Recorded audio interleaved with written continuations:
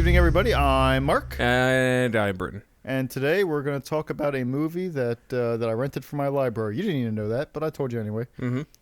It's called Knives Out from 2019, and it has an all-star cast, and we're just going to get started.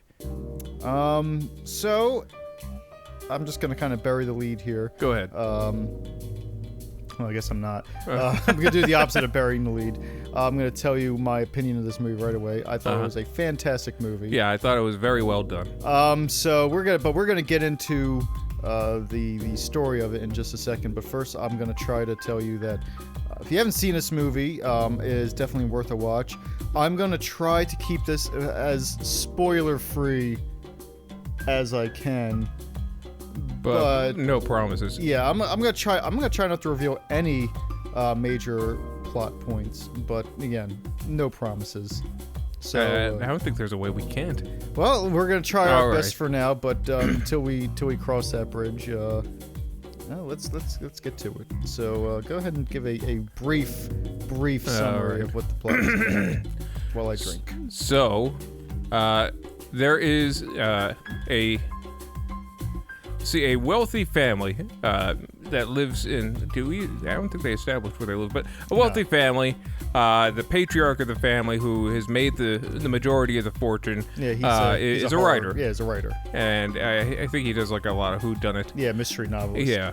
So he, they celebrate his 85th birthday. It's a big family gathering of a diverse collection of characters, and at the end of the night, he's dead. What?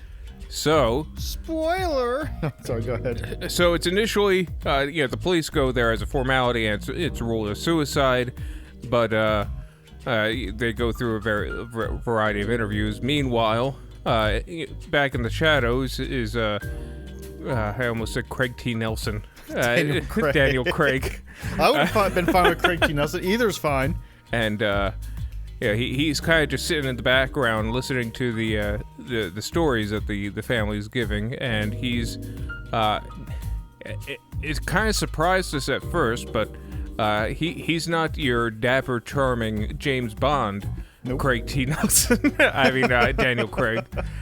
He is a southern, almost southern, simple southern lawyer type man. Yeah, and Daniel Craig is doing an almost over the top southern accent. Yeah, but you know what? I like it. It works, and it's a little over the top, but just enough. And captures the tone of the movie. Yeah, and it's fairly good. Like you never really notice him slipping back into his standard English accent. So. He's got that over Alan Rickman. So yeah, his name is Benoit Blanc. Yep, and I kind of hope they bring his character back. Well, I hope there are other movies. I got a surprise for you. One of the things, because I was reading the trivia on IMDb afterwards, and they're gonna make a sequel to this movie, but the only person who's coming back is Blanc. Craig T. Nelson. Yeah, Craig T. Nelson. Yeah, James Bond, and the only thing, he's going to be the only character. Like, it's just a new mystery for him to solve, and that's going to be it. The mystery that was at the heart of this movie, like, that's done. They're not bringing anyone else back. And I'm like, yeah, that's great. I would love to see more movies starring this guy. And the only thing I would accept is if they bring the nurse back. Like, she does become his official Watson. That'd be cool. It'd be all right. I don't think it would be necessary, but I would allow it. But I will also say that we're going to get a little off topic here, but I will say that because of this movie, and we're going to get into the ins and outs of this, but because of this movie, the woman who played the nurse and James Bond, like, he asked for her to be in the next James Bond movie because he thought that they had a really good chemistry while they were working on this movie. Good. So yeah, so they're going to be coming back for another one. Is this like one of her first roles? I'm not sure. I forget her name. I haven't seen her in anything. So her name is Marta in the movie, but I don't know her name in real life. And it has a DC Marvel crossover with Captain America and General Zod in it. Yes. Not Terrence Stamp General Zod, the newer one. Yeah. It also has Toni Collette, and I know we seem to have, we've seen like at least one Toni Collette movie. This one is a lot more refreshing than Hereditary. It's not her wailing in uncontrollable grief. Actually, she was one of my. There's a lot of really good characters in this movie. There was there was not a bad actor in this movie. Nah, everyone did their job like perfectly, and Toni Collette was actually one of my favorites of all of them. Even though like Jamie Lee Curtis was great in this, of course, Daniel Craig was as the Poirot type investigator was great. Yeah. The Marta, she was perfect. Chris Evans was great. He was. Toni Collette, Chris Evans was fucking fantastic. Toni Collette was awesome in this movie. I loved that there was almost a playful side to her, because I haven't seen her in a lot of movies, but every movie I've seen her in has just been she's been kind of a stick in the mud, for lack of a better term. Yeah, like one, her son died, and the other one, she's missing her bumblebee pendant. Yeah, I mean, so she's gone through tragedies. So this one is kind of nice to see that she has this almost aloof, hippie-esque playfulness to her. Well, if I recall, like she kind of wanted to do a little bit more comedy. When we were reading the trivia on Hereditary, like she was kind of steering away from excuse me more serious roles in favor of a comedy, but she made an exception for Hereditary. Which was a good exception. It was a good movie. It was actually a pretty good horror movie overall. But okay, maybe terror movie. Yeah, is more. it's But and I'm trying to think. Don Johnson was also in this movie. you mentioned him before, and I'm terrible with names, but what else has he been in? I can tell you a few things. I know I said Miami Vice because that's what most people would probably know him from, but I will tell you something that you would probably recognize him in. Okay. He was, and this is going to be a very obscure reference, he was in Django Unchained. Okay. He was, did you see that movie? Yeah. Okay. So he was like one of the plantation owners. All right. He was the one who meets up with the Klan about a third of the way through, and and they're doing all that stuff before they all get blown up. Spoiler alert. So that was just another movie that he just popped up in. He just pops up in movies every now and again. Yeah, there are a lot of those. But and, especially, I forget his name. The old guy who I was surprised he was still alive. Well, he's not. What are you talking about? No, the old guy. You remember the guy who? Oh yeah, the one. Oh, that's right, the camera guy. Yeah, the one who was the security guy. I forget his name, but he just pops up every once in a while as just a baffled country bumpkin. I think I've seen him in Empire. I think he was in an episode of Empire one time. So we are getting so far up, but I guess I think the main thing we're trying to impress is that the cast of this movie is excellent. Yeah, there was no small part in this movie, and everything was done perfectly. Like even they had they had the detective Benoit Blanc, played by Daniel Craig. But they even had like a sheriff and state trooper who were kind of doing the police side of the investigation, and both of them were fantastic in this movie as well. They had a good dynamic, those two. Like one was kind of kind of serious and a little bit of dismissive of Daniel Craig. He kind of just wanted to get this shit over with and go home. And the other guy was just a huge fan of the novelist and was just drinking it all in. So there was a lot, and so this is basically our recap of the movie. There's a murder that took place. About halfway through, there was a little bit of a twist that I'm not really going to give away. But they it looks like that the mystery is solved about halfway through, and then it's just about in doing the investigation, and a few of the people are trying to low key stop the investigation, even though the mystery is solved. And it's what I would consider a great whodunit, and an almost the mystery is solid all the way through, and at the same time it's actually a pretty funny movie. Yeah. Like, if there was one word I would use to describe this movie, it's charming. Mm-hmm. I hesitate to use the word safe, but it's genuinely a fun for everyone movie. I would be very surprised if there was anyone who really didn't have a good experience with this. Yeah, and like there's a lot of that really comes from the fact that the characters are just they're varied, but they all are kind of shitty in their own way, but they're never truly unlikable. Yeah. Like, even though we know like Don Johnson, he's kind of like he's a little bit of a cheating husband kind of thing. You really don't hate him. Jamie Lee Curtis is stuck up and egotistical, but she's still fun, Yeah, they are just a little bit more exaggerated. Like, you can see these people being genuine characters and genuine real life people, but they're just punched up to a little bit more to the point where it's a little bit silly. And that's kind of where the fun comes in. Now, I've seen, or I haven't seen, I've heard a few people talk about this movie very positively. Yeah. So that's why I picked it up from the library, which I mentioned earlier. But I went into it knowing that it was supposed to be a fun little whodunit done in the style of Agatha Christie. Yeah. And like, I'd say that it really delivered. There was a lot of really good points to this movie. Especially because it was all kind of buoyed by Daniel Craig as this strange, like, Southern investigator, like, this Sherlock Holmes-esque kind of guy. Like, the description I gave while we were watching this movie is if the Coen brothers and Wes Anderson teamed up to make a mystery movie. And that's exactly kind of what it really was about. Yeah.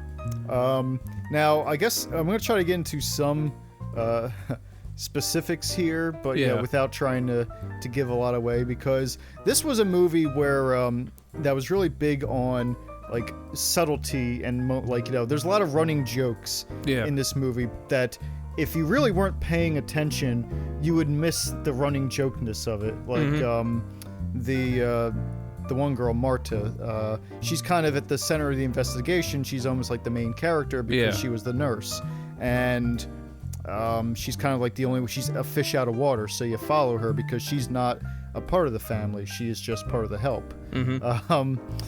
But throughout the movie, everybody gets her nationality wrong, and it's just and they do it like so quick that you don't even think about it until like a few seconds after they say it. Like they say, oh, she's from Ecuador, oh, she's from Brazil, but you don't even think about it until you realize they don't even care. They don't know where she's from. And that really kind of like paints this divide, but also it's really funny. It's a really funny way that they kind of merge it into the movie to kind of show how little these people care. Yeah, it was. They framed it in a way that towards the beginning of the movie that she was considered part of the family, and after as the movie goes along, you kind of see that no, she was more revered as just another another portion of the help. Like there was one conversation where they're arguing about politics, and they bring her into the room, to kind of get her opinion on it. And before she even really gets a word out, she's cut off by one of the characters and is handed a plate to kind of dispose of. Yeah, like treating her like help, basically. Yeah. So, while they say that they revere her as family, she's really, really isn't. And one thing I do want to talk about with this movie, and we'll probably end up getting sidetracked from it because, we'll see. But in the beginning of the movie, for maybe the first half hour or 40 minutes or so, it is really just an interview with all the prime characters, and like with their flashbacks and recollections of what's going on. And I know that according to the trivia, that Ryan Johnson, the director of this movie, that was he was also the writer, and that was one of the really? Yeah, and that was one of the scenes that that everybody he tried to sell this movie to was kind of like, all right, you need to like trim this down majorly because, you know, it just basically stops the movie cold. But to me, I'm like, that was actually, even though it was the very beginning of the movie, I loved it so much because it did flow really, like, this is how Agatha Christie novels usually go, and I'm a huge Agatha Christie fan, especially the Poirot novels. Like, the book Murder on the Orient Express is literally, like, the entire book is him just bringing in people one at a time, getting their take on it, and by the end, he's, like, solved the mystery for all intents and purposes. Yeah. And they kind of did that for the first 40 minutes, and I really loved it. I was, like, really excited, and it was edited together fantastically because... Yeah, it wasn't just a stark interview in the room. It was, you know, they were getting their take, and then they would flash back to the scene of what happened. Yeah. And then Craig T. Nelson would tap on the piano. Yep, Coach. And like there was... I'm going to be calling him Craig T. Nelson for the rest of it. Of course. Yeah. So there was actually they did something that I can only describe really as Archer-esque, which is, especially during that interview scene where he would ask a question, or one of the characters would ask a question or talk about something, and then it would cut almost to a reaction from another character, which was like kind of the same thing, like, do you really think I'm dumb enough to fall for that? Then it cuts to like Don Johnson. Oh, okay, let me tell you about that. You know? And that is, and I really appreciate that style of editing because even though it took up like the first, I'd say, third of the movie, it was really, to me, the thing that kind of made me feel like, this is something special. This is something different. There is there's a confidence in this movie about its characters and its setting and just the understanding of the mystery genre in general. Yeah, and as a modern take to Agatha Christie, like, I think it definitely captured the spirit. Like, probably one of the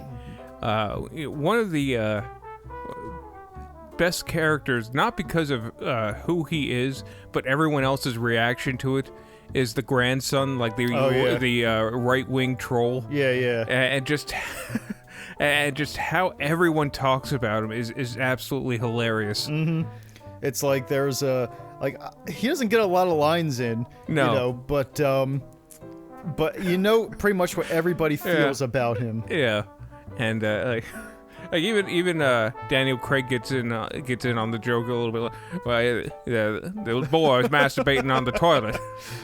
Like, out of context, it doesn't make sense, but it's just, it's just such a, you know, again, Daniel Craig was, I would say, even though he wasn't the main character of this movie, I would say that would be the Marta. Daniel Craig was such an anchor, I would say, in this movie because, like, every time he was on the screen, it was basically electric. Yep. You know, he and I do like the idea of like, you know, the detective, you know, who can see and, you know, is like picking up, because again, I'm a big fan of Agatha Christie and Hercule Poirot. I'm a big fan of the Sherlock Holmes stories. And so I really appreciate when they have a detective like that, because if he was a bumbling, you know, kind of like more of a Clouseau, then it wouldn't have been as fun. Because part of the fun comes from, you know, some of the guilty parties trying to outwit this guy. And it's a really fun concept to see someone actively trying to impede like a Sherlock Holmes or Poirot investigation. Especially when they're all in their own way kind of dumb. Exactly. Yeah. And like what was I gonna say? Like, I would say that also kind of making him a little bit, kind of making him a southern gentleman also kind of gives him a leg up, because they kind of belittle his, you know, the fact that he's southern, like KFC and all that jazz. And, you know, rather than making him the suave, sophisticated Englishman that, you know, he actually is. Yeah, exactly. Like, they could have easily made him, come in with his his British kind of James Bond type of personality. And no, they kind of went for this this guy who's almost a caricature of what you would expect to see of a Southern gentleman, Yeah. And I remember I was gonna say. Oh, good. Even though it is a comedy, and it's a light-hearted I would label who's this as a comedy. Yeah. And it's a lighthearted who's done it. It does have, some actual suspense to it. Mm-hmm. There were moments like where you're like, what's going to happen?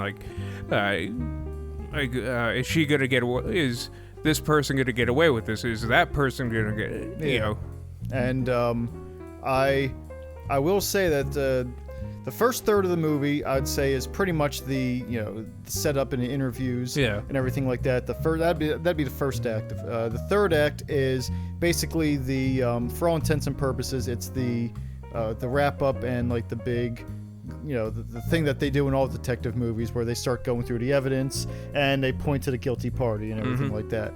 And in the middle, which is a little bit longer, which is the second act, and it's supposed to be, is kind of like the bridge between these two things. It follows a large part of the investigation and some of the other stuff. And I will say that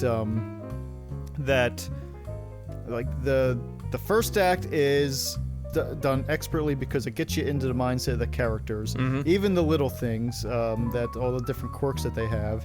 And the third act was actually such a roller coaster. It was almost like Clue, where they were explaining everything that went on in the whole movie, and and doing it in such a good way and making you feel good about all the decisions that the characters make and everything like that. Where it's like, wow, this is a really well thought out mystery, and it's a really has a really good resolution to it. And the second act, which I wouldn't say is bad in the least bit, is just kind of it's kind of just the whole meat of the story, where the investigation is being undertaken and the person's trying to kind of sabotage the investigation. And it's a damn good movie. Yeah, definitely check it out. It's something I'll probably watch again at some point in my life. This is probably a movie that I'm gonna bring out every now and again to be like, oh, you haven't seen Knives Out? Well, come on in and watch this one. Kind of an American-made Bees Make Honey. Yeah, okay, I can get behind that. So I kind of want to see this Benoit Blanc. I want to see him do like other investigations. Like this was just this is something you would see in a typical murder mystery weekend type thing, where a big house, a lot of crazy characters, and a wealthy mystery writer gets killed. Like this just seems like something that would be a like what this guy is made for. Now I want to see him try to solve like an investigation of this guy was shot coming out of a 7-Eleven. We don't know who did it. Just a not a very elaborate one, just a kind of cut and dry. Actually, I have a better one to make him solve. I want him to be the one in Gotham who's trying to solve the murder of the Bruce Wayne's family. Like, now take a seat there, young lad. This was a heinous crime. It would do very good to tell me everything that you know. Or maybe, just a general, like some big crime happened in Gotham, and he's just interviewing like one of the dumb henchmen, and they don't know which of the big villains it is, so he's just interviewing. But he doesn't believe really in any of it. He doesn't really know anything about Gotham. He's new. He's new. So because he was hired out of town. So I imagine he's just. So you're telling me a man dressed as a bat came swooping down from the rafters and beat you up? Yeah, man, it's Batman. See, now I'm thinking about it. He's kind of like the Pendergrast of from Preston Childs books. Like he goes from town to town to solve these crazy things. And I want the investigation to be something like ridiculous. Now I want there to be like somebody broke into Bruce Wayne's home and killed Alfred. Now, Alfred wants vengeance, but he's still got to go through the interview process. And where were you, Mr. Wayne? And he's trying not to give away that he's Batman this entire time. What do you know about this caped crusader that's running around town and taking the law into his own hands? Batman is like the primary suspect, and or maybe Bruce Wayne is the primary suspect. It's actually funnier if it's Batman. We saw a man dressed as a bat come into the cave, or come into this mansion, and then your butler's dead. So now Batman has to be the one. There's no other reason for Batman to come into this part of town. So, would there be any reason this Batman would have any vendetta against you or your friend Alfred? I don't know why he's I don't know why he came all the way here. He probably left right afterward. He must have gotten lost. I don't know.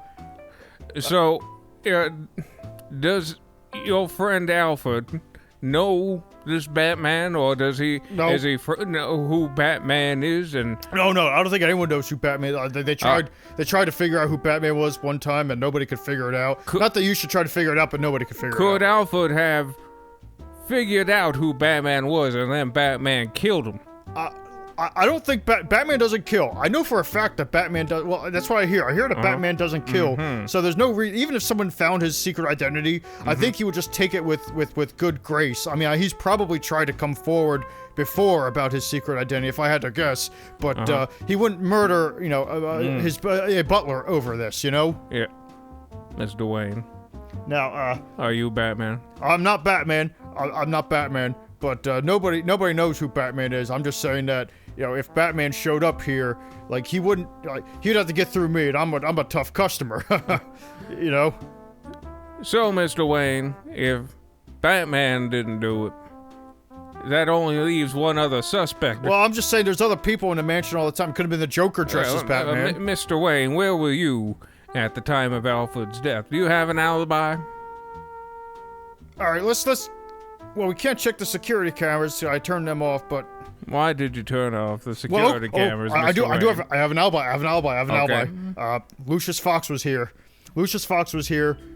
Talking about... It doesn't matter what he's talking about. I'm not on the road with him, but he was just here. He was having a meeting here, and so he probably... Yeah. I'm not saying it was him, but he knows I was here, is what I'm saying. So if I call up Mr. Fox, he's going to tell me that he was here with you. Well, he was here with me. It just doesn't matter what we were talking about. Like, you don't have to ask him any of that stuff. That's confidential. That's Wayne, Enterprises type stuff. So if you didn't kill Alfred and this Batman didn't kill Alfred, did Lucius kill Alfred? No, Lucius was right here with me. He couldn't have killed Alfred. Alfred was out by the patio smoking.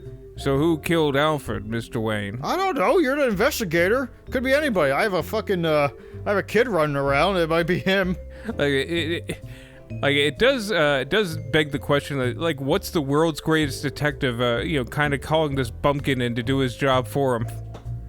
Well, I imagine that, he didn't. He didn't. Like, Alfred was the one who gave him the wad of cash before his death. I think what happened was that, Benoit Blanc, he read about this in the newspaper and was like, well, this is some serious information. This is a serious case.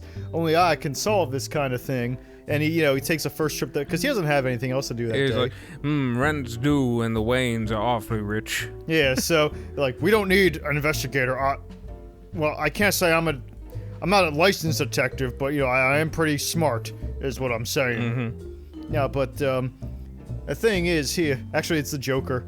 The Joker hired this guy. I'll get him. Ooh, this will be quite a spiderweb from him to get out of. And like, I imagine that at the end it comes down to they're all in Wayne Manor, and it's he's doing his detective thing as he's like, as he's wont to do, like listing all the stuff, and they're all gathered in a room, and it's like Batman, or I'm sorry, it's Bruce Wayne, it's Lucius Fox, it's the Joker, it's the Penguin, the Riddler, Clayface. It's like all these rogues are in there. Two-Face is there flipping a coin, and he's like, listen it down one at a time, like, all right, so we've established that Alfred passed away while smoking a cigarette on the patio, which I told him not to do. Mr. Wayne, we'll get to that in a moment. No, we'll get to this now. I just wanted to let it to know, even though I didn't kill him, and we can all determine that. I mean, that's what this man's here for. Hey. I'm just telling you, I didn't do it, all right? Oh, also that he shouldn't have been smoking on the patio, and, well, yeah, that's it. Okay, your point is well taken. So he was smoking a cigarette on the patio, shouldn't have done, which he may or may not have been able to do, given the rules of this establishment. But then he was shot with a bullet or a dart that came from a... He's opening a piece of paper. It looks like it was a crossbow / umbrella. I still imagine it was like a frame job. Yeah, of course. It was a Joker. It was like, came from a bat-shaped dart. It was a boomerang in the shape of a bat. And pierced his neck, severing his spine. I'm just gonna say, since we do not know who the Batman is, that was the crux of the case that I had to turn into, because Batman is guilty of this crime. I know who he is. Oh, no, he doesn't. He's a Joker. He just jokes around. And I've determined that the Batman is none other than the Joker. Oh, shit. I can't be Batman. I've fought him many a times. That's no proof. A lot of times Alfred would dress up as Batman when he was in here with me so people wouldn't get confused. Was Alfred Batman, Mr. Wayne? Yes. Yes, he was, yeah. Yes, he was, yes. Yeah, he was Batman. The case is solved, actually. And they take Alfred's corpse out in the cuffs. Yeah. I imagine that they have it in like they still burn him at the stake, you know. Wait, what? Because it's like the cops don't like Batman. Yeah. And the criminals don't like Batman, so they feel this is the only way to bring peace to Gotham is to like literally burn him at the stake. Well, he's dead, so it doesn't matter. I just think that's I don't know what that solves. Everyone's happy to see the Batman burn at the stake. The criminals are like, finally justice is done. And they stop being bad. That's how that works. And the cops, they're like, justice is done. And they continue being corrupt in Gotham. Yeah. And, I guess. Yeah, and Bruce Wayne just mopes. Yeah. Just mopes in his mansion for the rest of his days. Well, imagine... Oh, go ahead. He takes up stamp collecting. Imagine after about 5 years, once the heat's died down a little bit, and, I imagine things... It's a utopia in Gotham. Yeah. You know, like... the Joker now, he runs a soup kitchen, and you know, the Penguin, he's mayor, but he's actually a pretty good mayor. Yeah. Like everything's running smoothly, but Batman, because he wants to be, you know, Bruce Wayne wants to still get in on the action, he creates a new superhero. He creates like Duckman or something ridiculous. You know, he becomes a villain. No, I imagine he becomes... He starts robbing banks. He becomes what he thinks that the city needs. He thinks he's a superhero still. Uh-huh. And so every time there's like the littlest crime, like the Joker's soup kitchen runs out of bread, you know, he busts in... Why is that a crime? Well, he thinks that they're trying to starve the homeless, so he busts in and starts punching the henchmen who are, you know, serving, you know, they got aprons and they got the freaking hairnets on. And he starts, like, beating them up because he thinks that the Joker's up to something, like he's embezzling bread. And it turns out he is. Yeah, and it's like, I'm sorry, I have a large family, and I don't get paid a lot, it's a non-profit. And, that's a serious crime. And then, of course, as soon as this new superhero rises, everything goes back to the anarchy it was before. Because, you know, the soup kitchen closes because there's no one to run it. Yeah. Like, they're all in a hospital. Yeah, the mayor is ousted and is in jail, and a new corrupt mayor is put in there who embezzles more. Yeah, he steals entire loaves. Yeah. And, it's, you know, Batman is... or I guess whatever new animal that scares him is just you know, the cycle continues. Yeah, he's a self-fulfilling prophecy. Like, really, that kind of makes a little sense because in I know it's not entirely his fault, but if you think of like the Dark Knight Rises, like there were 7 years of peace, and the second Batman shows his ugly head again, then a nuclear bomb almost gets detonated. I mean, Bane had this plan for a while. Yeah, but, it's not really Batman's fault. I mean, all right, Alfred does start bringing up some good points. It's like, you know, you don't need to go out there and just start beating people up. Maybe you can donate some of your money to do better. You know, maybe you can lend some of this equipment to the, you know, to the police to help catch crimes. Maybe you can offer your assistance in ways that don't include you dressing up and punching people. Because I'm trying to think, like Bane, like how's it go? Oh, yeah, like he comes into the scene, then steals all Bruce Wayne's money, and then steals his arsenal arsenal, which he just, instead of again either dismantling or, you know, giving to the police, which probably isn't a good idea because the cops are corrupt there, but they weren't for a while, and instead of just like, you know, giving, you know, spreading some of this stuff to, you know, the proper authorities. like he just keeps it in a basement directly under the directly above the sewer, and Bane just steals it. It's like, well, now we have it. And then he just breaks his back and throws him in a hole. And then he's like, oh, he'll never get out of that. And Batman just jumps out of the hole. Hey. It's like, well, we've only got a day before this thing explodes. And Batman doesn't know. He's up there. He's spraying his, you know, his Batman symbol onto a bridge. Like, I got all the time in the world. Like Bane's plan was foiled by just him having the bomb mobile in a truck at all times. Like he could have literally put it anywhere. Yeah, he could have hit it. It was just like, instead of having it in a truck, why don't we have it not in a truck? Yeah, it would have worked. Why don't we put it in a landfill where nobody knows where it is? Yeah. Like, you could have literally just left it in, like, because you had, like, pretty much the entire city was on lockdown. And like, he could have just hid it under the bridge that they were locking down. Like, here's the thing. I like that movie. I like The Dark Knight Rises. I do think it's the weakest of the three movies. Yeah. But I do like it. I like it a lot. Saying that's the weakest is, you know, it's a fantastic trilogy through and through. Yeah. I would dare say probably the best Batman trilogy. The best series of 3 Batman movies in a row, I think I can agree with. Yeah. Because... The best Batman series. Yes. Because Batman 89, I actually... Like, even though I will say that all 3 of the Nolan movies are better as movies than Batman 89, I do like, personally, Batman 89 better. Oh, that's fine. There's nothing wrong with that. And, but Batman Returns, I still like, but I wouldn't say I like that better than any of the 3 Nolan movies. And then we start getting to, like, Batman Forever.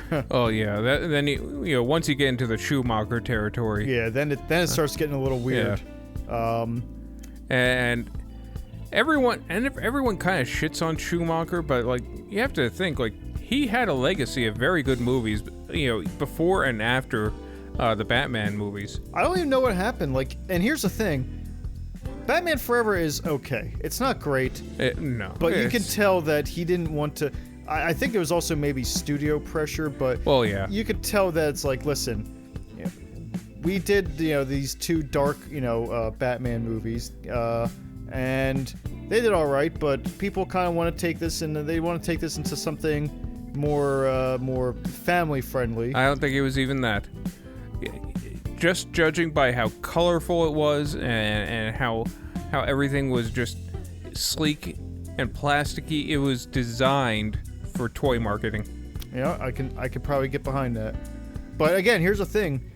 I like Batman Forever. It's not good. It's not good. It's but you know, it's enjoyable. Yeah, I still think Val Kilmer was an all right Batman. Yeah, he wasn't bad. He was a shit ton better than what's his face? George Clooney. Here's the weird thing. I would say that I do think that Val Kilmer's Batman is probably a better Batman than George Clooney's Batman. Oh, yeah. But I will also say that I think that George Clooney's Bruce Wayne is actually a better Bruce Wayne than Val Kilmer's Bruce Wayne. I don't really remember much about George Clooney, his Bruce Wayne. Well, actually, a lot of the non-Batman stuff was actually not terrible in that Batman movie of Batman and Robin. Like Alfred's dying, everything like that. I'm like, you know what? That's not bad. Actually, I heard somebody voicing similar opinions, and it actually made me stop to think of, like, you know what? I was more invested in Alfred dying in that movie than I was in anything that Mr. Freeze was doing. Well, yeah. And that's actually, so I actually think that part of the movie is, whenever Batman wasn't being Batman, the movie was more tolerable. So I wonder if there could be a cut where you can just cut Batman out of the movie, and then it's just a tragedy of Alfred dying, and then he gets then out of nowhere Bruce Wayne comes back with these pills. Like, we could do a super cut that somehow gets us so that Batman is like just pretty much absent from a Batman movie. Yeah. But it's almost like what was I gonna say? Like, it becomes like a Lifetime movie. It turns out that it's Batgirl. Batgirl's the one who comes in and brings the magic cure for McGregor syndrome. That's what he was dying of. It's DC's Lorenzo's Oil. And I imagine that, like, we can somehow cut around, like, so it's just Mr. Freeze dying in that sunlight and handing the things over, but we never show Batman getting it, but it's just Bruce Wayne has it, so you just assume that it was, Mr. Freeze was talking to Bruce Wayne the whole time. We don't even, I imagine we don't even see Mr. Freeze. You don't see Mr. Freeze at all? Like, just one day, Bruce Wayne comes back with the cure.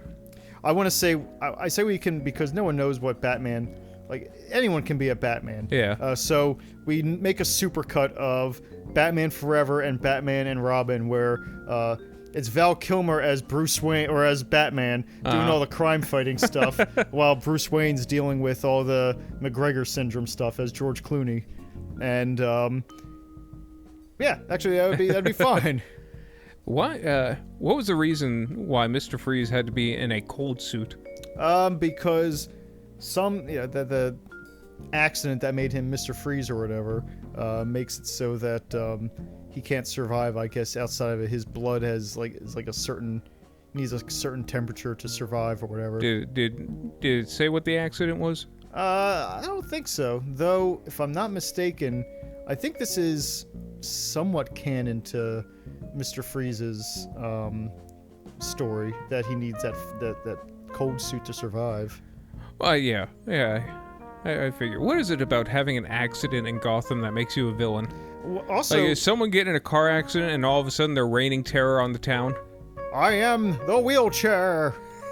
I like to think that there is no OSHA in Gotham City, so none of these, there's no nothing. There's an unregulated city, so there's no regulations whatsoever, and that's why all these accidents continue to happen. Like, somehow, through some strange topographical anomaly, like, Gotham is not considered a part of the United States, and it's its own sovereign nation, so they can Gotham made its own rules where, like, industry is booming and it's a wealthy country, but it's corrupt out the ass and it's polluted, and it's awful, but it's wealthy, and it's, because of that, it's full of villains.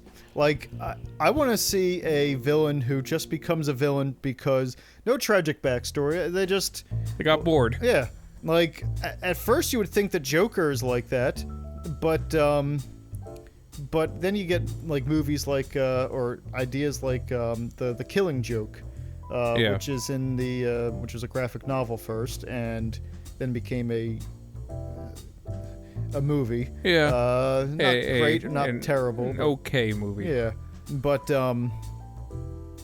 like, they kind of, gave a detailed backstory of the Joker in that, where he was a stand-up comedian and everything. And I don't know, part of me kind of would rather have a Joker shrouded in mystery, where he's just there one day, like, yeah, like I guess more of a I hate to say this, more of a Heath Ledger kind of thing. Where even he doesn't even know why he became who he is. Though I do subscribe to the fan theory that that he was like a soldier who was, injured in an explosion. Is there like clues to that?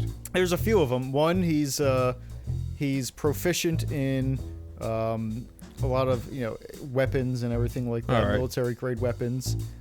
Two, he has interrogation resistance, which they treat in SEER school.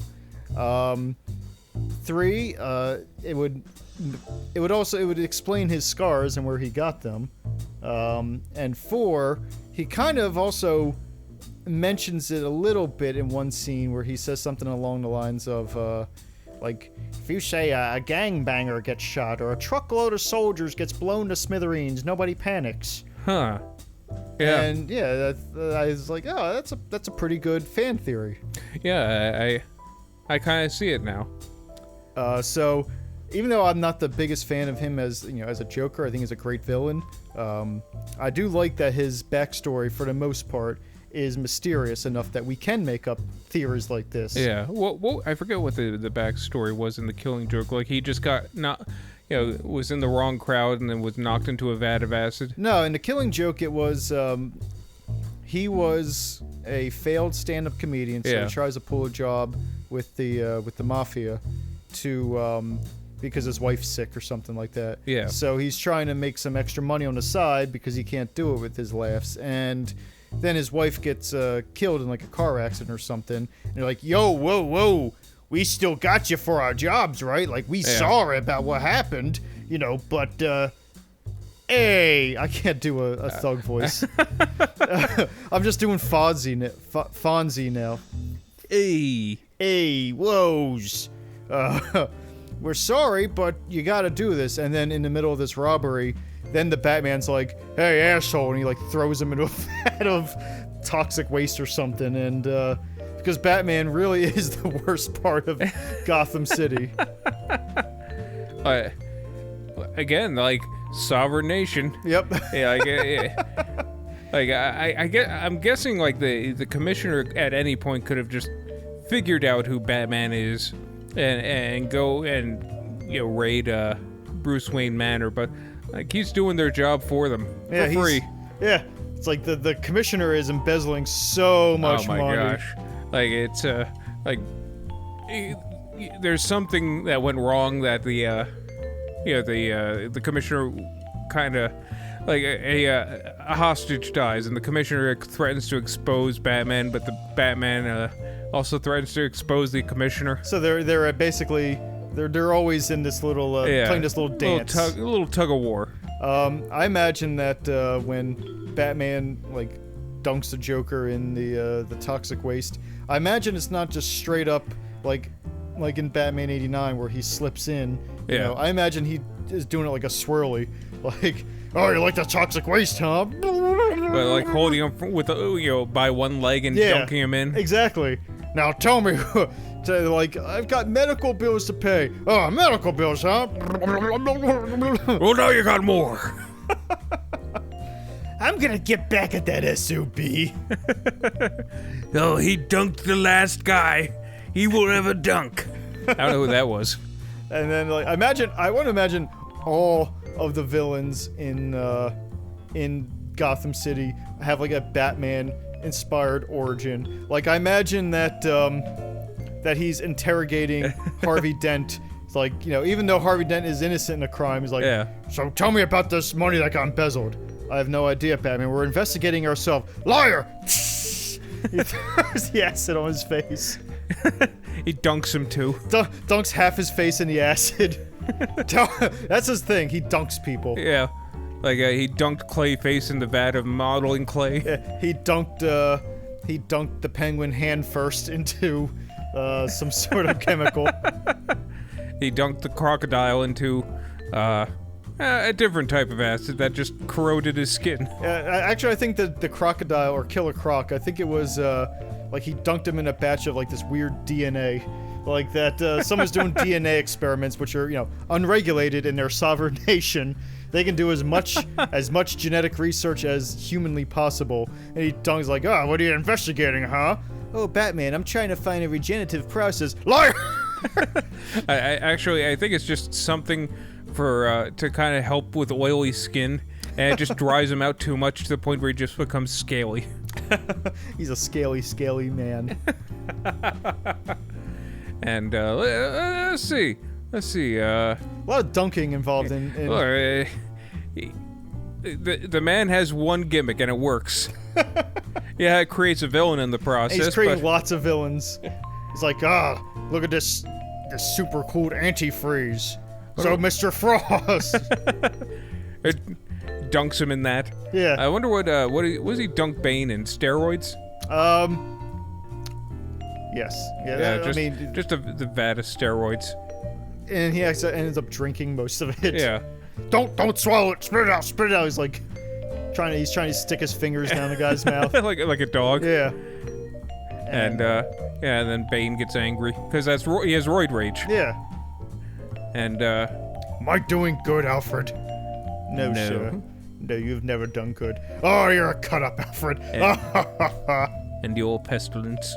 I love a good roast. Speaking of roast, what's for dinner tonight? I'm hungry. I've been dunking people all night. I'll go fire up the crock pot, sir. Yeah. Make it snappy. Oh, I wish he'd dunk me so I could kill him. Alfred just wants to be the villain. Yeah. But Batman, he's never thought about dunking him because he's off the clock when he's in Wayne Manor. Yeah. He's off the clock. Who's keeping track of his hours? He is. Like for tax purposes. Like he's just off the clock. He's like, once he takes the suit off, he's like, I don't have to dunk anybody anymore. I get my comfy pajamas on now. Like, Alfred even like, tries to instigate it. Like he'll just dump his his meal in his lap or slap his face. Come on, dunk me. You want to dunk me? Or he like pours the hot soup on his lap. Oh, Alfred! Well, good thing I was wearing my extra strong asbestos bat underwear, or else that would have been really damaging. Oh, fiddle faddle. He's like standing with his face over the crock pot. Oh, by the way, sir, your parents died like pigs. Alfred, come on. Just trying to get a snack here. That's not funny. You're usually pretty funny, Alfred. You should work on your delivery on that one. Whenever you're eating, I spit in it. You're funny, Alfred. You're a funny guy. Just once. Like, I don't know. I do imagine like there are times where Alfred just hovers over Bruce Wayne in his sleep with a knife, just waiting to get the courage. Yeah. Like kind of like the guy from A Telltale Heart. Only Batman doesn't open his eyes this time. He doesn't catch him. Oh, I imagine he's sleeping with his eyes open. I see. I imagine he has a specially made bat mask that he wears, like just like like those eye masks that you put on when you sleep. Like but his is in the shape of a bat. Or it's just and it's yellow. A standard eye mask, but just with two stern, unclosing eyes. Just to have the nerve to make the final cut. Oh, just one of these days. Alfred, give me. Why don't you go give me a beer, Alfred? Is he talking in his sleep? He's making this easier, though. Oh, I'd like to bash the beer over the head. Please just get me the beer. And that's it. So, Knives Out. Very good film. A modern day, a modern day almost classic, like a classic whodunit. That really has a good mystery, has a decent amount of suspense, but is on the flip side still funny. Like I would highly recommend this. This is kind of the reason movies are made. I feel like movies like this really, especially when you think of some When you think of the batch of movies that seem to come out around here, this is 2019. You think that so many of them are just like dull and ugly and borderline boring, or slow boil. Like this Hackneyed. this isn't that. This is just a fun, effervescent, like you said, charming little feature. So I highly recommend it. Yes. All right, I think that'll be it for us today. All right. Take it easy, everybody. Toodaloo.